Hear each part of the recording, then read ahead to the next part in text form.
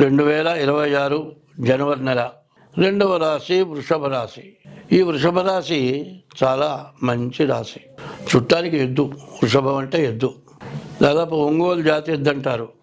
మనిషి నుంచొని చేయెత్తినా కూడా అందనంతగా ఉంటుంది, భయంకరంగా ఉంటుంది. అయితే అది సాధు జంతువు, ఎంతో మంచి చేస్తుంది. ఈశ్వరుడికి రెండో లెక్క నందీశ్వరుడు.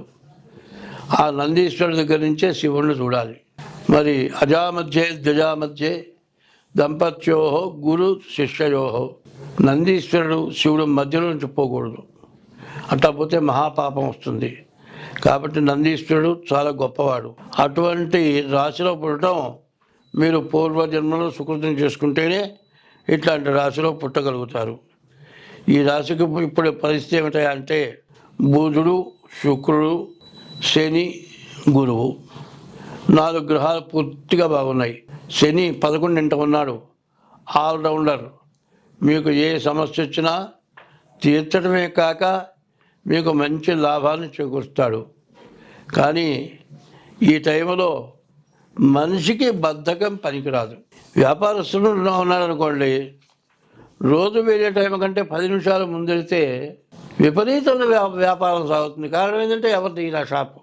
ఎంతోమంది వచ్చి వెళ్తారు. రోజల్లా కష్టపడ్డంత వ్యాపారం ఒక అర్ధగంట ముందు తీస్తే జరుగుతుంది. అదే జాతకం బాగుంటే ఆ రోజు చాలా వ్యాపారం సాగుతుంది.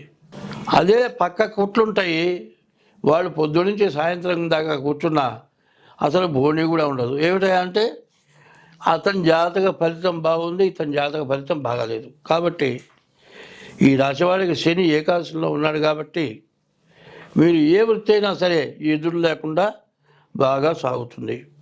బుధుడు బాగున్నాడు, వ్యాపారకారకుడు, వ్యాపారం బాగుంటుంది. శుక్రుడు కూడా బాగున్నాడు.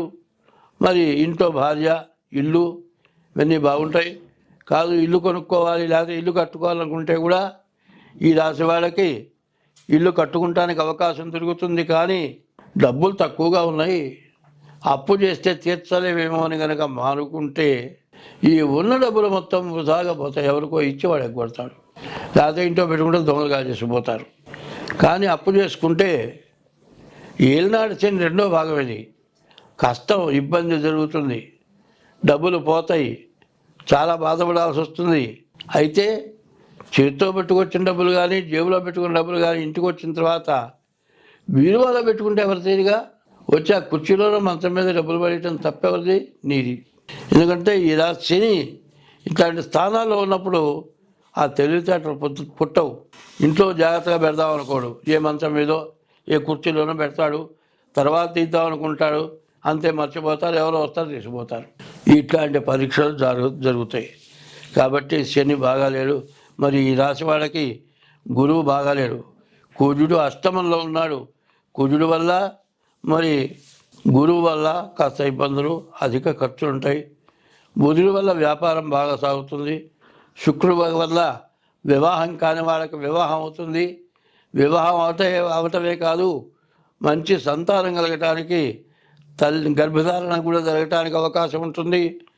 అంతా మంచి జరగడానికి అవకాశం ఉంది. కానీ ఈ టైంలో రవి, కుజుడు, కేతువు, రాహువు ఈ గ్రహాలు బాగాలేవు. కాలసర్పదోషం అంటారు. ఇటువంటి టైంలో కాలసర్పదోషం వచ్చింది. ఈ కాలసర్పదోషం వల్ల మీరు చేసే పని ఏ పని సాగదు. మీరు చేసే పనిలో ఎటువంటి సత్ఫలితం ఉండదు. నీవు మంచి పని చేయాల్సింది ఇంకో పని చేస్తావు. ఏమీ ఉండదండి.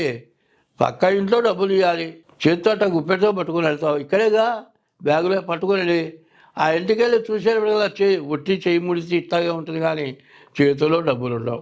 ఎక్కడ జారిపోయినావు మళ్ళీ తిరిగి ఇంటికి వస్తే ఎక్కడ కనపడో ఎవరు ఎత్తుకుపోతారు. ఇట్లాంటి పరిస్థితులు రావటానికి కుజుడి వల్ల, గురువు వల్ల పూర్తిగా ఇబ్బందులు కలగటానికి, ఏదైనా జ్వరాలు రావచ్చు. వెంటనే రక్త పరీక్ష చేయించుకొని మందులు వాడుకుంటే మంచిది. ఇట్లా ఉంటే మీకు అంతా బాగుంటుంది, అన్ని విధాలా కలిసిస్తుంది. స్వస్తి.